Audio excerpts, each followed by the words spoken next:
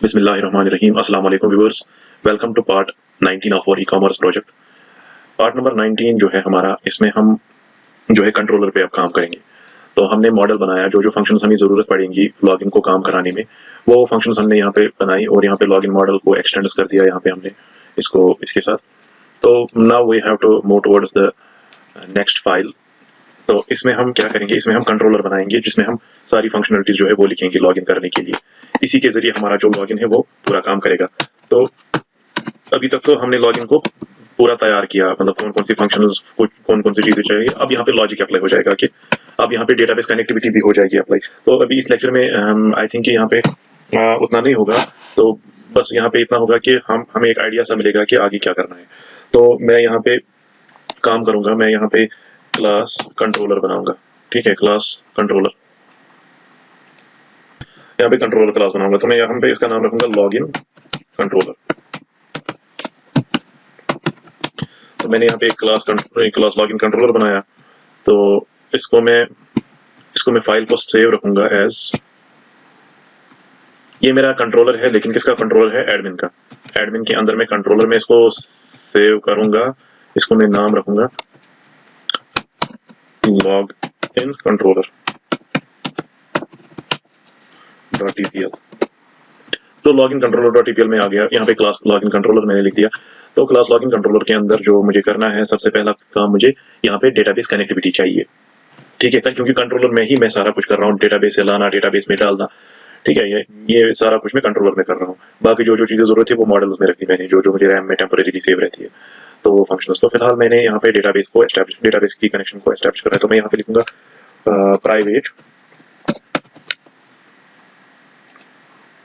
Private यहाँ पे $cone मैंने एक वेरिएबल बनाया जिसकी जरिए से मैं डेटाबेस जो है, डेटाबेस का जो कनेक्टिविटी है वो मैं डालूं। मैंने आपको पिछले ट्यूटोरियल में डेटाबेस कनेक्टिविटी के बारे में ये कोड दिखाया था। मैंने बोला था कि इसका हमें ऑब्जेक्ट क्रिएट नहीं करना है। अब हमें यहाँ पे ही इसको चाहिए, हमें यहाँ पे ही इसको डेटाबेस चाहिए ना।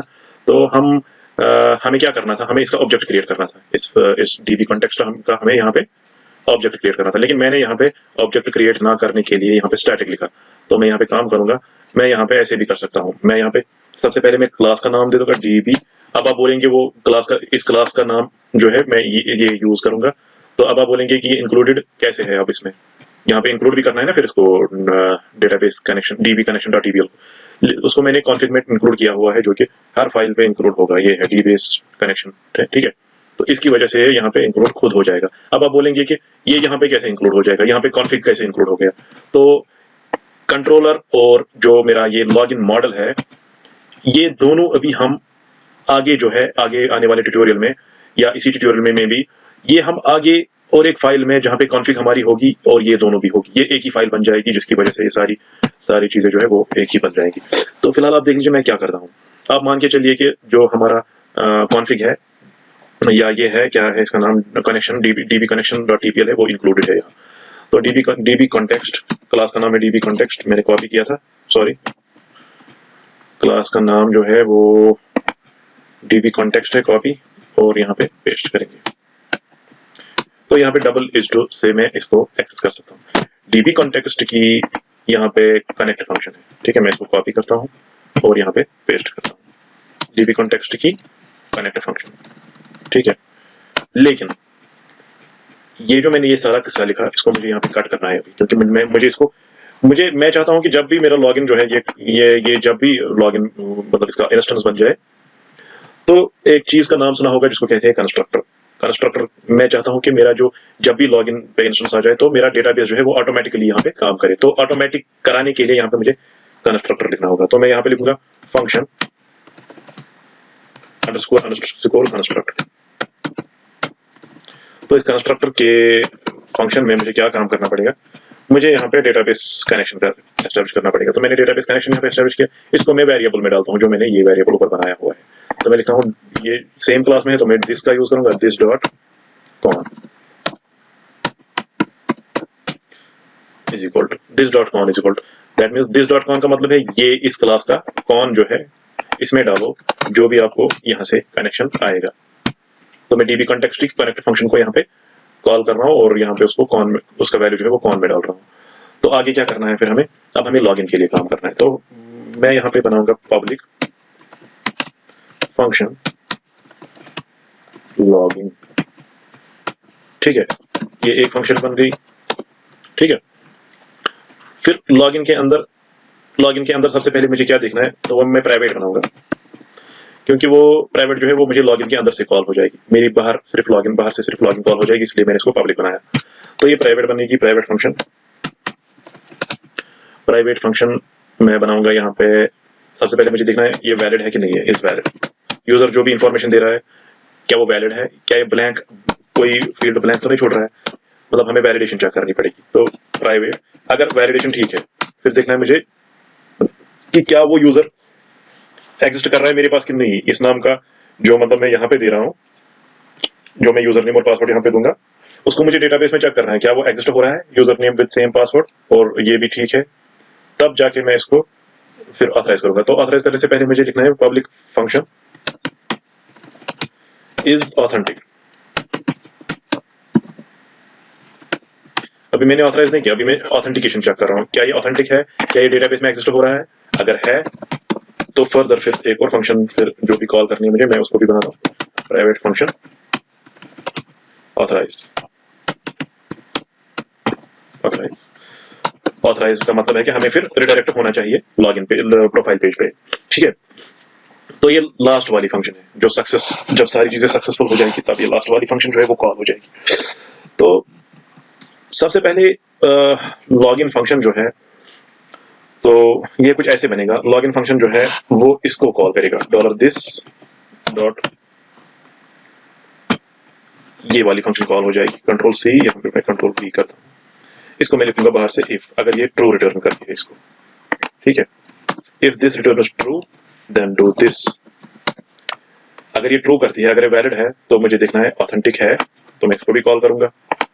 मैं लिखूंगा इसको भी इफ, क्योंकि हमें आगे और चलना है। If $this dot is authentic. तो ठीक है, तो अगर ये ऑथेंटिक है तो मुझे लास्ट में इसको कॉल करना है। तो मैं यहाँ पे लिखूंगा $this डॉट ऑथराइज।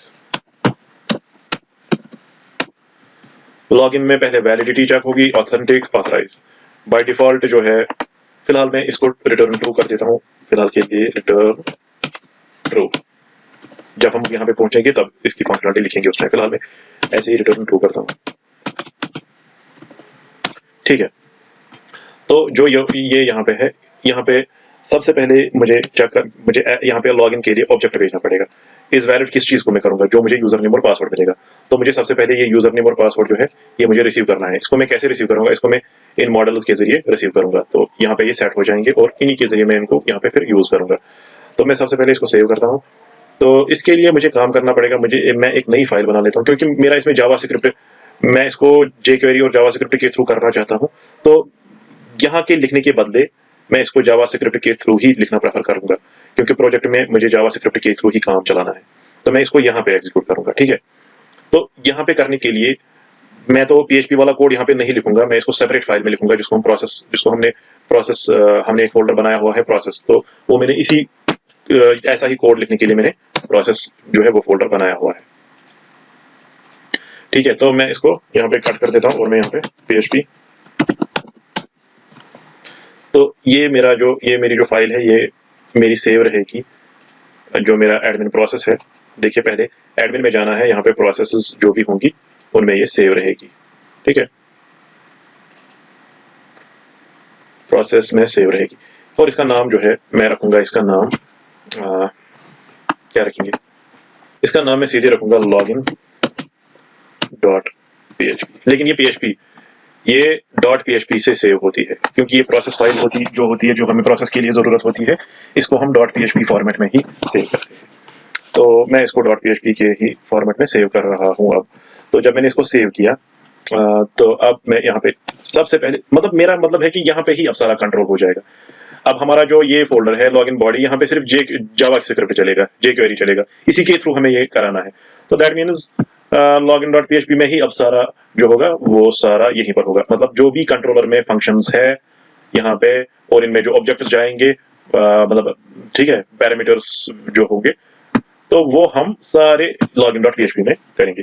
तो सबसे पहले मैं login.php में, तो मैंने आपको पहले ही बोला था कि लॉगिन मॉडल जो है यहाँ पे कॉन्फ़िग इंक्लूड नहीं हुआ है, और यहाँ पे जो एसेंशियल मॉडल है ये डीबी कॉन्टेक्स्ट है, आई मीन टू से जो लॉगिन कंट्रोलर है, यहाँ पे भी मैंने आपको बोला था कि यहाँ पे भी हमने किसको इंक्लूड नहीं किया, हमने तो कॉन का यूज, ये इसका यूज किया इस फंक्शन का, लेकिन इसके लिए हमें करना था डीबी कनेक्शन को यूज। डीबी कनेक्शन को हमने कॉन्फ़िग में इसलिए यहाँ पे रखा क्योंकि हम चाहते हैं कि हर किसी पे फाइल पे इंक्लूड हो जाए, लेकिन हर किसी फाइल पे कैसे इंक्लूड हो जाएगी, क्योंकि कॉन्फ़िग हम हर किसी फाइल पे ही कंसीडर करते हैं कि कॉन्फ़िग मौजूद है। तो यहाँ पे कॉन्फ़िग कैसे आ गया, आप वही चीज मैं यहाँ पे अब करूंगा। कॉन्फ़िग, अब मैं यहाँ पे सबसे पहले इंक्लूड कॉन्फ़िग को करूंगा, ठीक है। मैं यहाँ पे सबसे पहले इंक्लूड कॉन्फ़िग को करूंगा, मैं लिखूंगा include include config.tpl।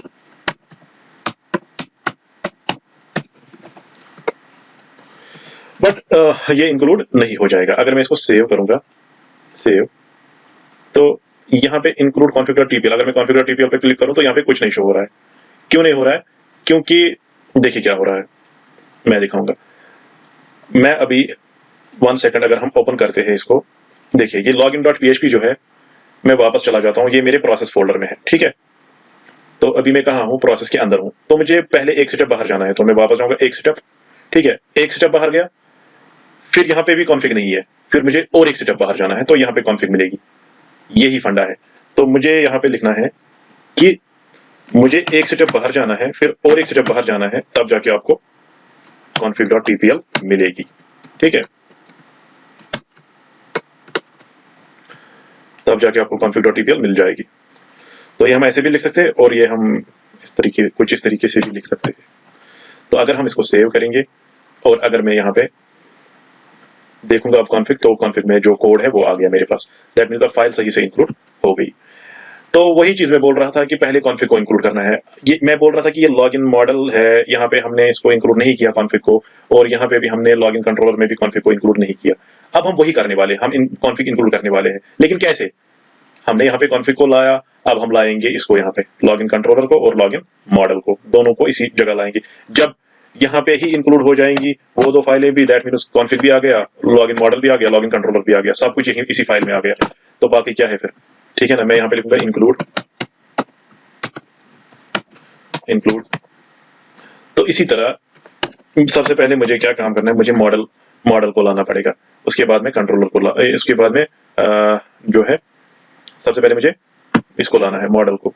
Essential model तो खैर कॉन्फ़िग की वजह से आ गया, क्योंकि एसेंशियल मॉडल को हमने कॉन्फ़िग में ऑलरेडी लिखा हुआ है, ये है, ठीक है। तो एसेंशियल मॉडल की जरूरत नहीं है, मैं फिलहाल इसको कट कर देता हूँ यहाँ से। तो जो ये लॉगिन मॉडल है, इसकी जरूरत है। अब मुझे यहाँ पे लॉगिन मॉडल पहले इंक्लूड करना पड़ेगा, तो मैं लिखूंगा लॉगिन मॉडल डॉट टीपीएल, ठीक है। बट लॉगिन मॉडल भी जो है, अगर मैं इसको सेव करूंगा, लॉगिन मॉडल में मुझे कुछ नहीं मिलेगा, ठीक है। क्योंकि अगर देखेंगे तो लॉगिन मॉडल जो है वो भी आपको एक स्टेप जो है वो भी बाहर निकलना पड़ेगा। देखिए पहले मैं इस फाइल में हूं, मैं एक स्टेप बाहर जाऊंगा, तो यहाँ पे भी मुझे नहीं मिला। मैं क्या ढूंढ रहा हूं, मैं ये फाइल ढूंढ रहा हूं, मैं अभी लॉगिन मॉडल को ढूंढ रहा हूं, ठीक है, लॉगिन मॉडल डॉट टीपीएल को ढूंढ रहा हूं। तो अगर मैं यहाँ पे फाइल को ओपन करूंगा, तो लॉगिन डॉट पीएचपी से बाहर जाना है मुझे, तो लॉगिन मॉडल डॉट टीपीएल कहाँ पे है, एक स्टेप में बाहर गया, तो लॉगिन मॉडल बस यहीं पर है, मॉडल में है, ठीक है, लॉगिन मॉडल डॉट टीपीएल, ठीक है।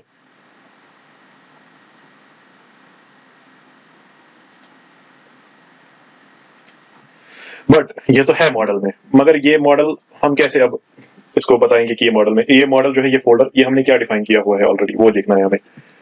ये हमने ऑलरेडी जो डिफाइन किया हुआ है, ये हमने एडमिन मॉडल डिफाइन किया हुआ है कॉन्फ़िग में।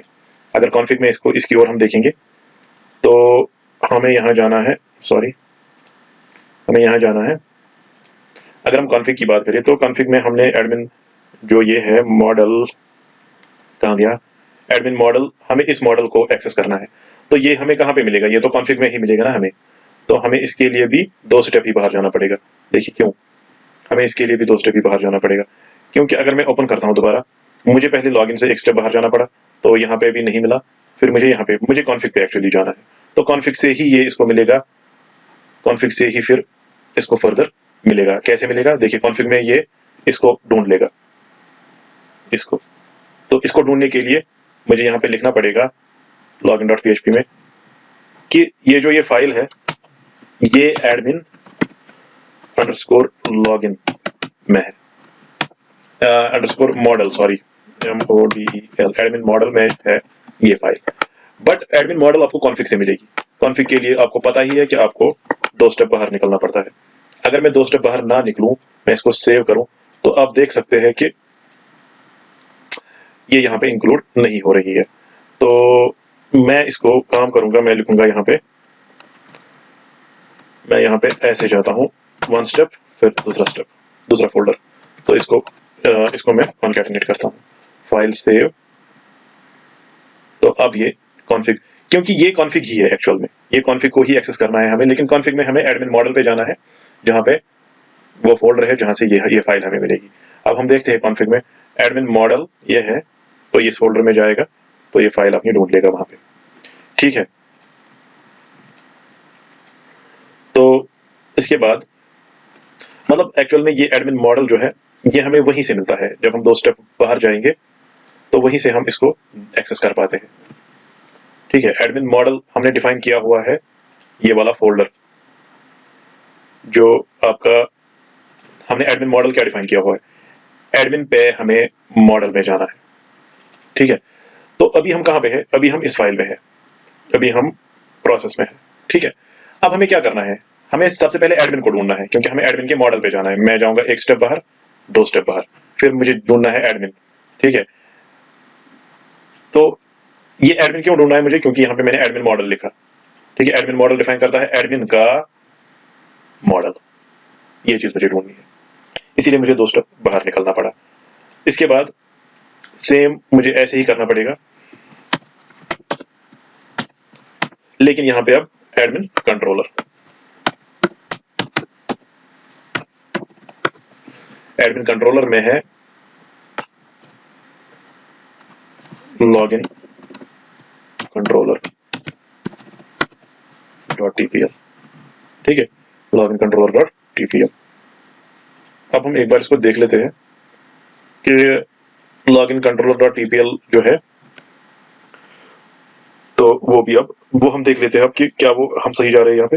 तो पहले मुझे 1 स्टेप बाहर निकलना है, नहीं यहाँ अभी मैं यहाँ पे हूँ प्रोसेस में, मुझे 1 स्टेप बाहर निकलना है, क्योंकि अभी मुझे क्या चाहिए, अभी मुझे कंट्रोलर चाहिए, अभी मुझे ये वाली फाइल चाहिए लॉगिन कंट्रोलर .tpl। तो ये भी अब ये सारा लास्ट में एक ही कोड बन जाएगा मेरा। तो कॉन्फ़िग भी आ गया, मॉडल भी आ गया, कंट्रोलर भी आ गया। तो सबसे पहले मैं देखूंगा कि क्या सही फोल्डर है। तो मैं प्रोसेस में जो है 1 स्टेप पहले बाहर जाता हूँ, 2 स्टेप पहले बाहर जाता हूँ, फिर एडमिन का कंट्रोलर मुझे एक्सेस करना है, और वहां पे लॉगिन कंट्रोलर .tpl है। तो आई थिंक ये चीज आपको समझ आई। तो बढ़ते हैं आगे फर्दर। तो क्या करना है अब मुझे इसका ऑब्जेक्ट बनाना है और इसका ऑब्जेक्ट बनाना है। मैं ऑब्जेक्ट बनाऊंगा, तो मैं यहाँ पे ऑब्जेक्ट को क्रिएट करता हूँ। मैं लिखता हूँ $user, sorry $user is equal to new. तो इसमें क्या है मेरा लॉगिन मॉडल जो है, लॉगिन मॉडल .tpl, उसमें जो क्लास है वो मेरे पास ये है लॉगिन मॉडल। तो मैं इसको कॉपी कर लेता हूँ, और जो एक्सटेंड कर रहा है इसको, तो ये फीचर्स भी अब इसमें आ ही जाते हैं। तो मैं यहाँ पे लिखूंगा न्यू दिस लॉगिन मॉडल, ठीक है। इसी तरह मैं $UC लिखता हूँ, कुछ भी लिख सकते हैं। मैं लिखता हूँ न्यू लॉगिन कंट्रोलर में जाता हूँ, इसका क्लास का नेम क्या है, लॉगिन कंट्रोलर, कंट्रोल C, और यहाँ पे मैं पेस्ट करता हूँ इसको, सॉरी अभी मैं यहाँ पे हूँ, तो यहाँ पे मैं पेस्ट करता हूँ इसको कंट्रोलर। तो ये दोनों ऑब्जेक्ट्स मैंने बना दिए। अब आप देखिए, जब मेरा वहां से पोस्ट हो जाएगा, दैट मीन्स अब मुझे लॉगिन मॉडल में ये चीजें सेट करनी है, यूजर नेम, पासवर्ड, ठीक है, और मैसेज वैसे जो भी सेट करना होगा, मैसेज वैसे जो भी उसमें है, जिसको एक्सटेंड कर रहा है। तो उसके लिए मुझे कब सेट करना है, मुझे जब ये क्लिक हो जाएगा, दैट मीन्स जब यहाँ से पोस्ट कमांड इस फॉर्म पे पोस्ट चलेगा।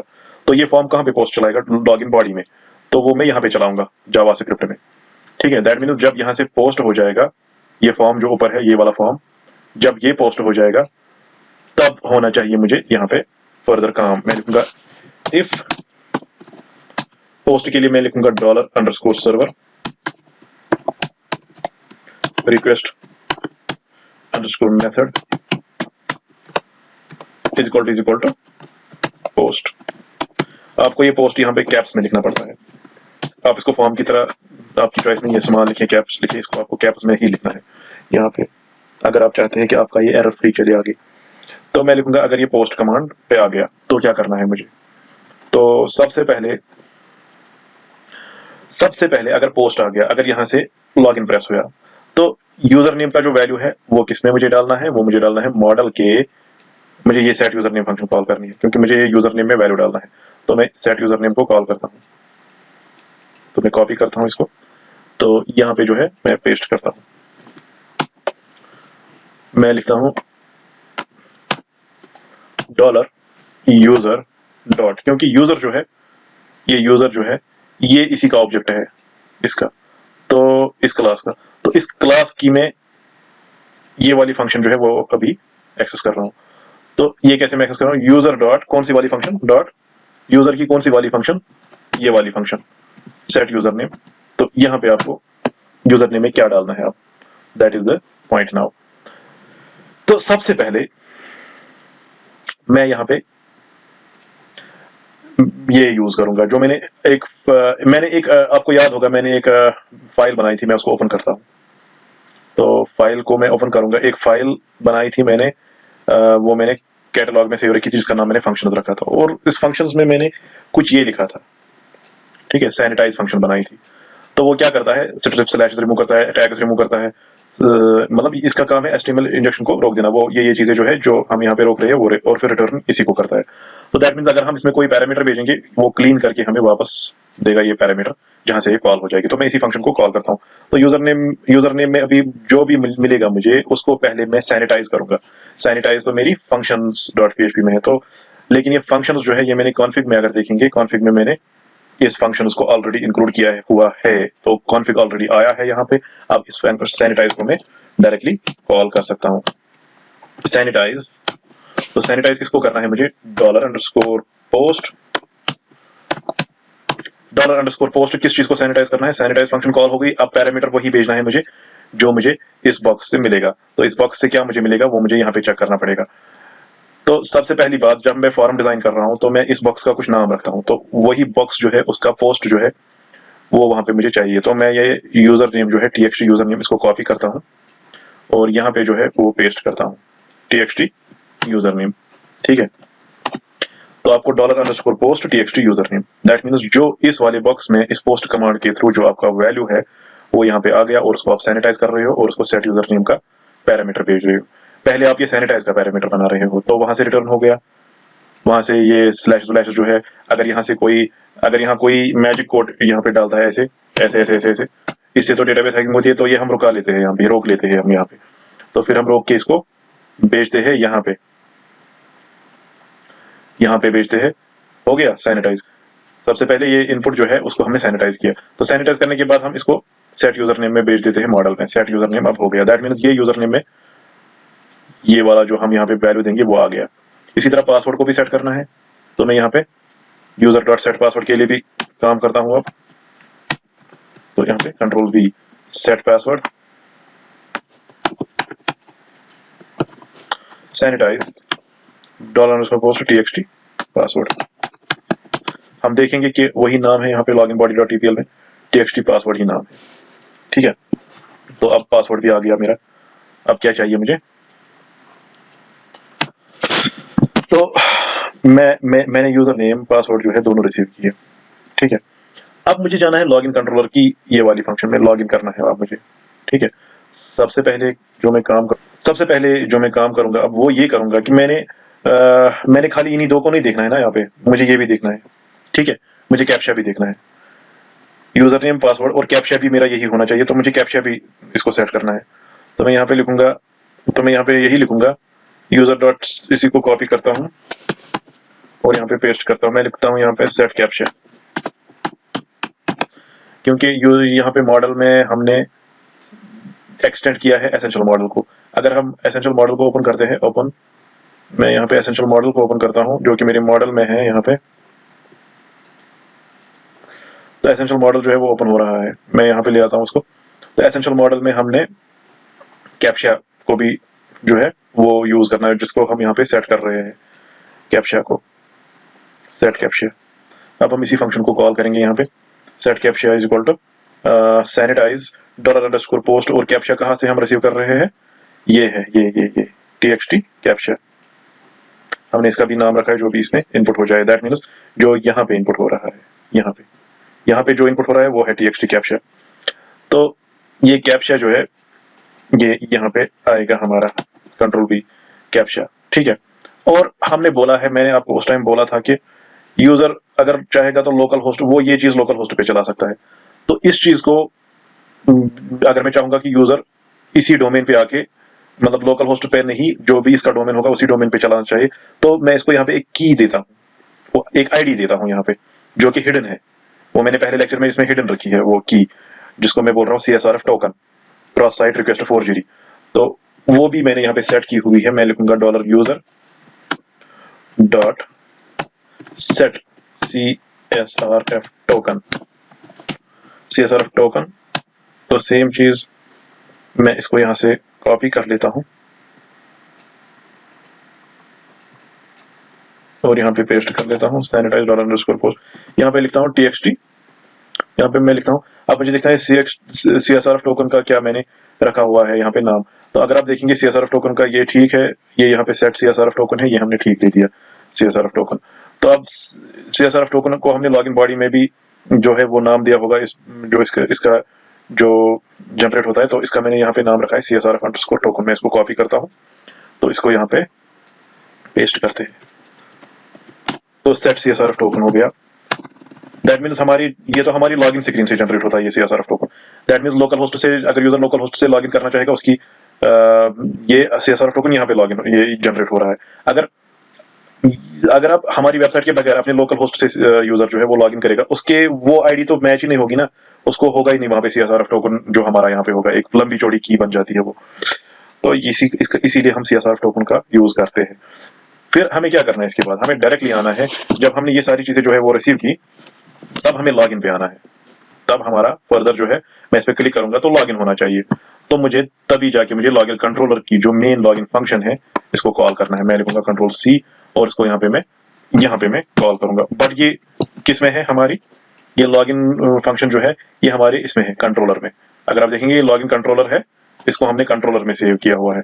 तो कंट्रोलर का जो है इंस्टेंस वो ये बनाया है हमने। तो मैं इसकी यानी कि इसका ऑब्जेक्ट जो है, मैं कंट्रोलर के ऑब्जेक्ट के थ्रू इसको कॉल करता हूँ $uc डॉट कौन सी फंक्शन, लॉगिन।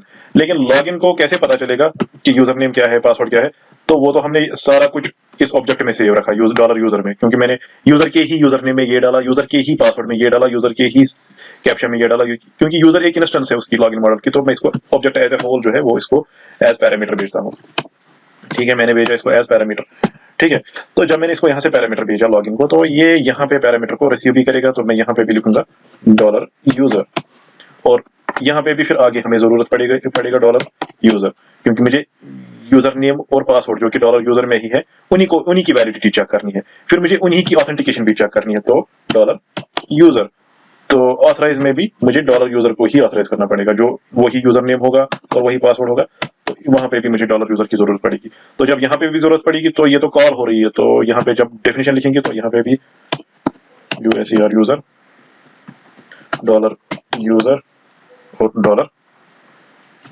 $user। तो इस सब को मैं सेव कर लेता हूं। ठीक है, अब मैंने इस फंक्शन को यहाँ पे कॉल किया, इस फंक्शन को मैंने यहाँ पे कॉल किया $login के जरिए। तो अब बढ़ते हैं फिर आगे। अब यहाँ पे दो चीजें हैं। अगर लॉगिन हो जाएगा, तो यहाँ पे अगर लॉगिन हो जाएगा तो हम लास्ट की जो फंक्शन है ऑथराइज, यहाँ पे इसको हम प्रोफाइल पेज पे रिडायरेक्ट करते हैं। वरना अगर कुछ एरर आ गया तो हम साथ साथ में लिखेंगे, सपोज इज वैलिड, यहाँ पे लिखेंगे invalid user name and password, ऐसा कुछ लिखेंगे, या invalid user name and password, invalid credentials, या लिखेंगे please fill all the fields. तो वो एज मैसेज आएगी। तो उस मैसेज को मैं यहाँ पे प्रिंट करता हूँ, क्योंकि लॉगिन के बाद अगर कोई मैसेज आ गई तो वो यहाँ पे प्रिंट करूंगा मैं। ठीक है, अगर लॉगिन हो गया तो यहाँ पे आएगा ही नहीं, वो रिडायरेक्ट हो जाएगा उसी पेज पे। ठीक है, तो सारा डिपेंड करता है इस फंक्शन पे। अगर लॉगिन हुआ नहीं वहां से कुछ मैसेज जनरेट हो गई और रिटर्न फॉल्स हो गया, तो वो मैसेज मैं यहाँ पे डिस्प्ले कराना चाहता हूँ। मैं लिखता हूँ dollar user dot get message, ठीक है, dollar user dot get message. तो गेट मैसेज तो हमारा यहाँ पे है, लॉगिन मॉडल को एक्सटेंड जो कर रहा है एसेंशियल मॉडल्स को देख लेते, तो मैंने यहाँ पे मैसेज रखी थी। तो इसी मैसेज में सारी एरर मैसेजेस जो है वो सेट रहेंगी, जो भी लॉगिन करने के टाइम आ जाएंगे एरर्स।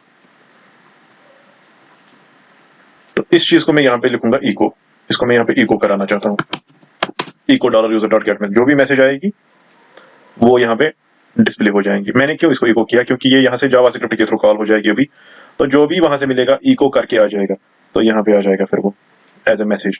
मतलब जो इस पेज में जो इस पेज में डिस्प्ले होगा एज फाइनल रिजल्ट, चाहे इको होगा कुछ होगा, वही आके यहाँ आ जाएगा वापस जावास्क्रिप्ट में। इसीलिए मैंने इसको इको लिखा ताकि ये डिस्प्ले हो जाएगा, ये एरर मैसेज शो हो जाए यहाँ पे। तो वहां पे लॉगिन बॉडी डॉट ईबीएल अंडरस्टैंड जो भी करेगा, जो भी यहाँ से आउटपुट मिलेगा फाइनल आउटपुट, वो वहां पे प्रिंट हो जाएगी। तो इसको मैं यहाँ पे सेव कर लेता हूँ, सेव ऑल। बढ़ते हैं आगे। तो अब मुझे क्या करना है फर्दर मुझे आना है अपने लॉगिन कंट्रोलर वाले पेज पे। अब मुझे इस पे काम करना है। पहले मुझे वैलिडिटी चेक करनी है। अब मेरे पास यूजर में यूजर नेम और पासवर्ड आ गया, अब मैं उसको, और सीएसआरएफ टोकन भी आ गया, और मेरे पास वो क्या कहते हैं उसको, कैप्चा भी आ गया। अब मैं पहले देखूंगा, सीएसआरएफ टोकन तो खैर खुद ही जनरेट होता है, वो सिस्टम जनरेटेड है। मुझे उन तीन चीजों को चेक करना पड़ेगा जो कि इन तीन बॉक्सेस में है। सबसे पहले मैं लिखूंगा कि अगर ये तीन बॉक्सेस जो है ये ब्लैंक है, अगर ये ब्लैंक है तो क्या करना है, अगर ये ब्लैंक नहीं है तो क्या करना है। मैं लिखूंगा इफ, तो ये कैसे मैं लिखूंगा, इफ डॉलर यूजर डॉट, सबसे पहले गेट यूजर नेम, ठीक है, डॉलर यूजर, जो ये डॉलर यूजर है उसका जो अगर मैं यहां जाता हूं, अभी सेट यूजर नेम नहीं हुआ है, दैट मीन्स हमने यहाँ पे कुछ नहीं दे दिया है और लॉगिन पे क्लिक किया है हुआ है, तो सेट नहीं हुआ है ना, तो ब्लैंक है मतलब। तो ये फंक्शन जो है ये सेट ही नहीं करेगी इसको। तो अगर मैं इसको अब कॉल करूंगा, यहाँ से गेट कर रहा हूं मैं, तो ये ब्लैंक होगी। Return this dot user name में तो कुछ नहीं होगा, ठीक है, वही मैं देख रहा हूँ। If this dot get user name not equal to null, इसमें अगर कुछ नहीं होगा, एंड दूसरी कंडीशन देंगे डॉलर, इसमें अगर होगा कुछ, मैंने लिखा नॉट इक्वल टू नल, इसमें जरूरी है कि होना चाहिए, इसीलिए मैंने अपोजिट में लिखा not equal to null, and dollar user dot get password not equal to null, and dollar user dot get captcha not equal to null. तो क्या करो, तो ठीक है ना, फिर एल्स मैं लिखूंगा यहाँ पे सबसे पहला काम रिटर्न फॉल्स, रिटर्न फॉल्स, और उससे पहले क्या लिखना है मुझे, dollar user dot set message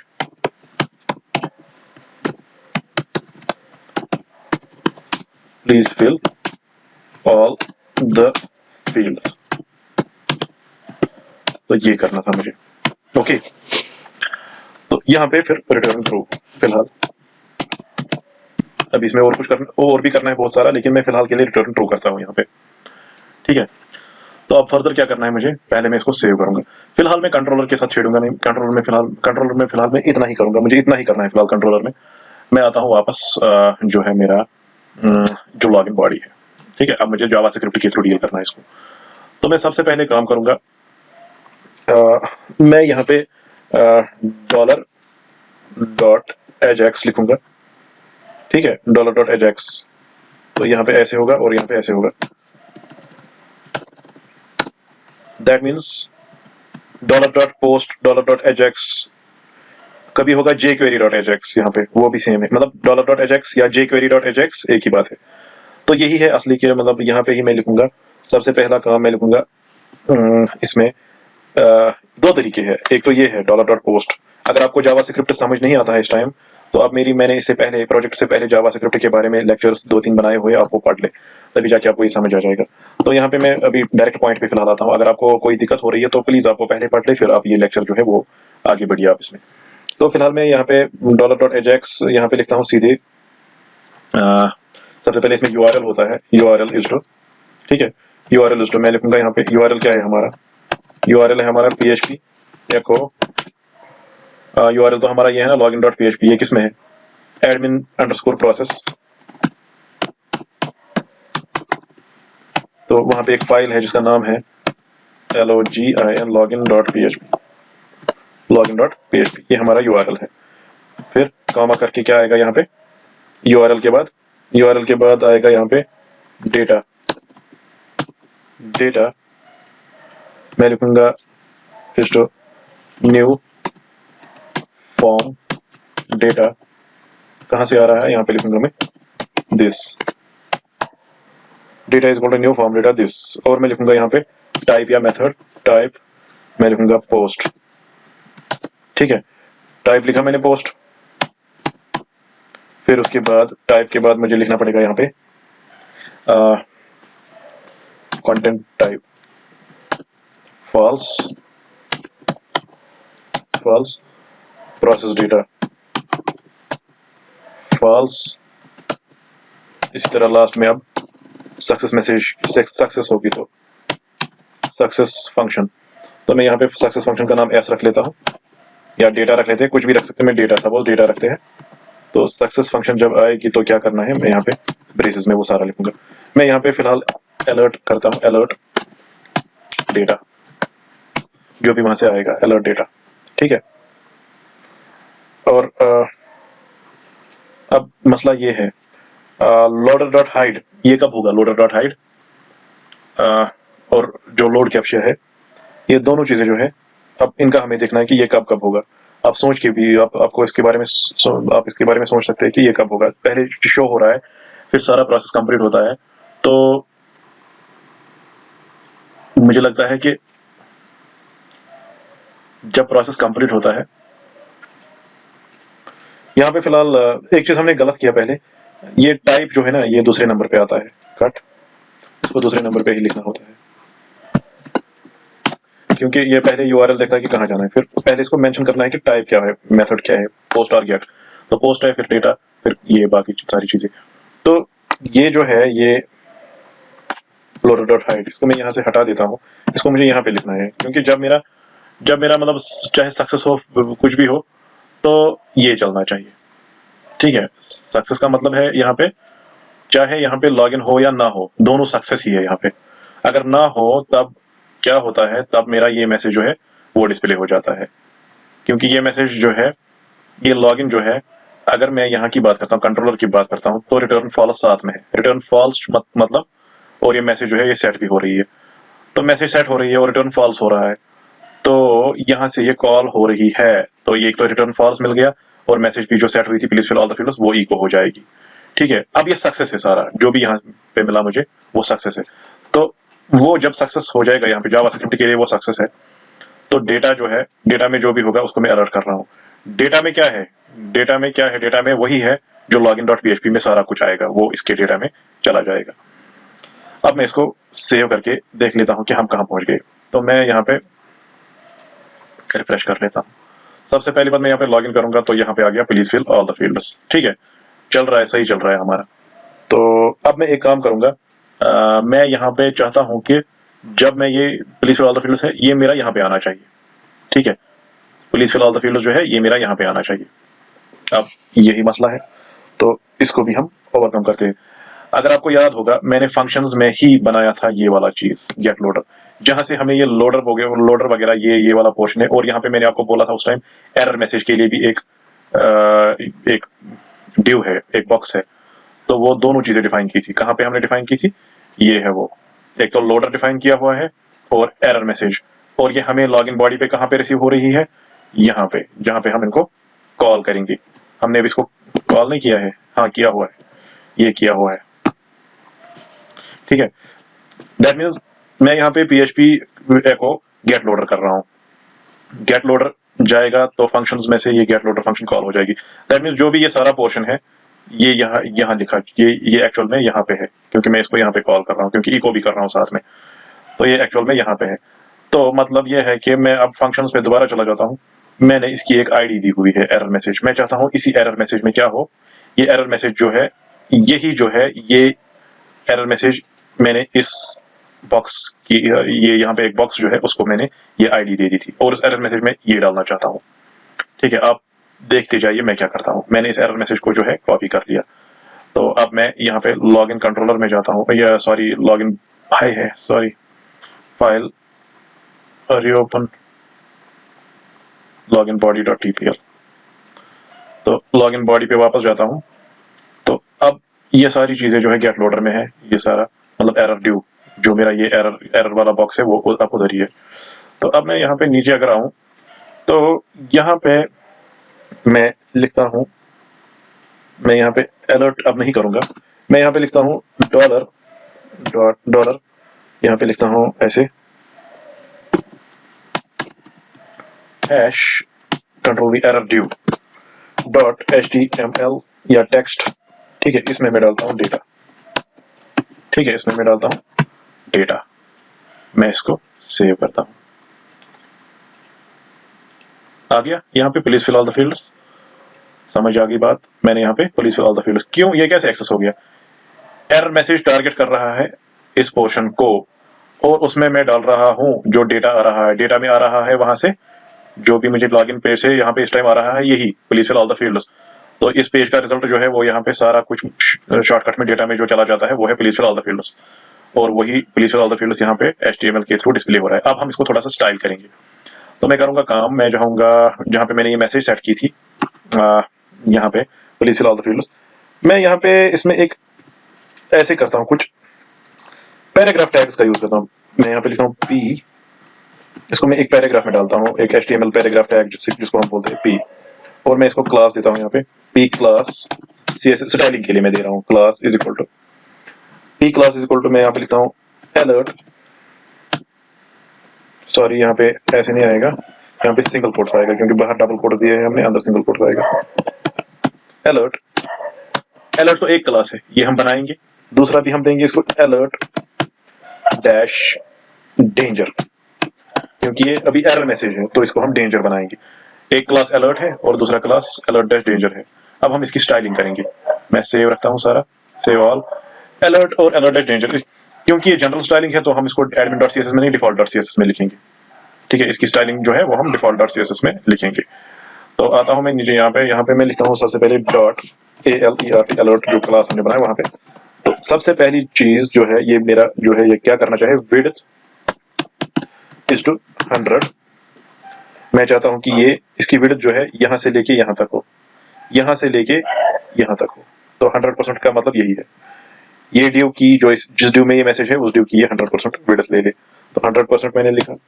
ठीक है, साथ में मैं लिखूंगा एक तो विड्थ, फिर मैं लिखूंगा इसको पैडिंग, पैडिंग इज टू, चलो पैडिंग इज टू 5 पिक्सल लिखते हैं px। और जरा हम इतना अभी चेक कर लेते हैं क्या हो रहा है। तो पैडिंग को हम जरा थोड़ा सा बढ़ा देते हैं, पैडिंग को हम रखते हैं 15 px।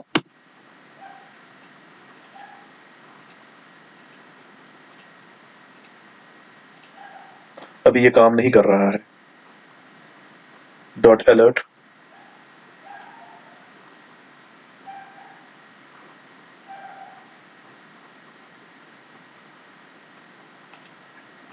गाइस इसमें कुछ नहीं हुआ, इसमें भी सिस्टम जो है वो हमने यहाँ पे कैश हुआ है और इसको कैश करना है। तो अगर हम इसको दोबारा देख लेते हैं, अब देख लो अब पैडिंग बराबर आ रही है। ठीक है, और मैं यहाँ पे करता हूँ एक काम, मैं स्टाइलिंग में जाता हूँ। तो यहाँ पे मैं लिखता हूँ, यहाँ पे मैं लिखता हूँ बैकग्राउंड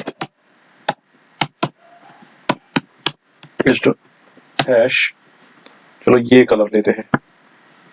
ठीक है,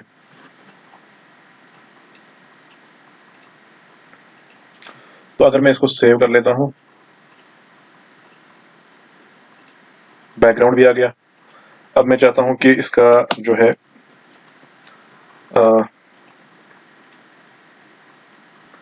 टेक्स्ट कलर जो है वो ब्लैक नहीं व्हाइट हो, मैं लिखूंगा txt टेक्स्ट डैश, या नहीं सीधे लिखूंगा colour color colour is to hash ff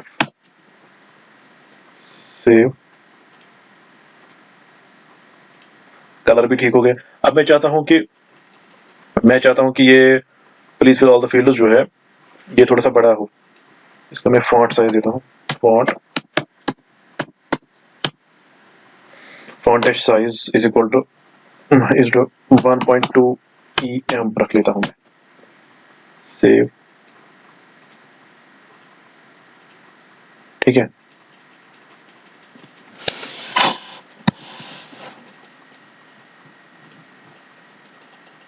तो ये आप देख सकते हैं लोडर भी आ रहा है।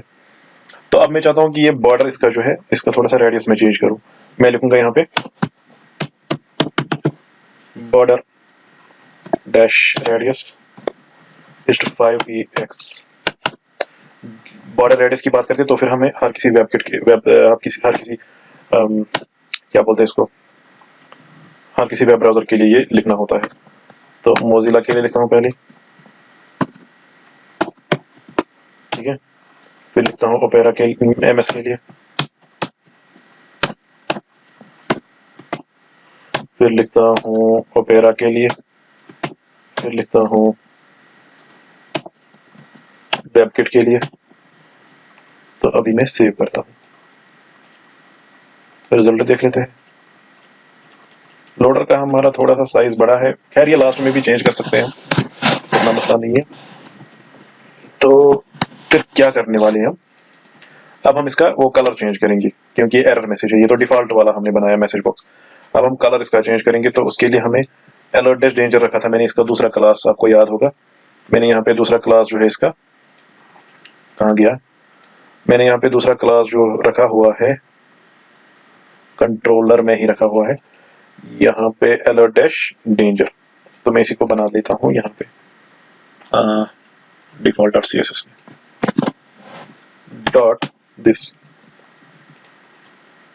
तो यहाँ पे मैं चाहता हूँ कि कुछ चेंजेस हो, मैं लिखूंगा बैकग्राउंड इज टू हैश, इसको हम इस कलर का बना लेते हैं, और border is to 2px solid hash. बॉर्डर इसमें हम लेते हैं व्हाइट कलर का ही। इसका आउटपुट देख लेते हैं, सेव ऑल। देखिए अब अच्छा लग रहा है। तो ये आ गया हमारा please fill all the fields में। तो अब हम इसको फर्दर जो करने वाले हैं, जो भी हमें करना है वो ये है कि हमको सबसे पहले ये जो है ना ये, तो ये चीज हम यहाँ पे कट करेंगे। हम क्या करेंगे यहाँ पे, हम पहले लिखेंगे एक वेरिएबल बनाएंगे, वेर किसी भी नाम से बनाएंगे, मैं बनाऊंगा डेटा नाम से। डेटा, उसमें मैं क्या करूंगा, ये जो डेटा है मेरा, ये जो मुझे आ रहा है, मैं लिखूंगा $.trim। इसके इर्द गिर्द जो भी एक्स्ट्रा स्पेस होंगी उसको मैं पहले हटाऊंगा, तो वो ट्रिम से हो जाएगा। तो यहाँ पे मैं लिखूंगा $.trim, तो इसी डेटा को लिखूंगा। कभी कभार इसमें एक्स्ट्रा स्पेसेस आती है, मैंने वो पिछले प्रोजेक्ट से पहले वाले ट्यूटोरियल में डिस्कस किया हुआ है कि कैसे होता है। तो मतलब इसमें कभी कभार एक्स्ट्रा स्पेस आती है इर्द गिर्द, जो भी ये मैसेज आएगी वहां से मुझे कभी कभार ये एक्स्ट्रा स्पेसेस लेता है, मतलब इर्द गिर्द की स्पेस आएगी बिकॉज ऑफ सम होता है, मतलब कुछ CSS में होता है। तो वो स्पेस खत्म करने के लिए मैंने इसको ट्रिम का यूज किया, ट्रिम डेटा, ठीक है। फिर मैं लिखूंगा एक कंडीशन रखूंगा, if data is equal to 1 do this else do this, और इसको मैं एल्स वाले पार्ट में लिखूंगा वापस एरर मैसेज को, क्योंकि डेटा में ये 1 जो है ये मैं सक्सेस मैसेज सेट करना चाहता हूँ लॉगिन कंट्रोलर में, जब मेरा लॉगिन हो जाए, जब ऑथराइज हो जाए। अभी तक हम वहां नहीं पहुंचे, अभी तक हम एरर पे ही है, तो ऑथराइज पे अभी नहीं पहुंचे हम, यहाँ पे ही हम इसको सेट मैसेज करेंगे 1।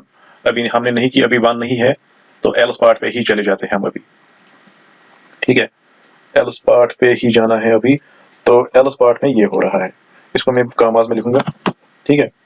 1 को मैं यहाँ पे ऐसे लिखूंगा, वो ज़्यादा बेहतर रहेगा। फिलहाल हम देख लेते हैं कि जो हमने किया ये कितना काम करेगा। तो मैं अभी रिफ्रेश करूंगा इसको, तो login please fill all the fields, refresh करूंगा इसको। देखिए यहाँ पे कैप्चा जो है वो भी चेंज हो गया, यहाँ पे एरर भी शो हो गया, इस तरह भी कैप्चा चेंज हो रहा है। तो फिलहाल हम इतना ही पढ़ेंगे इस ट्यूटोरियल में, आगे हम इसमें फर्दर चलेंगे। Thank you.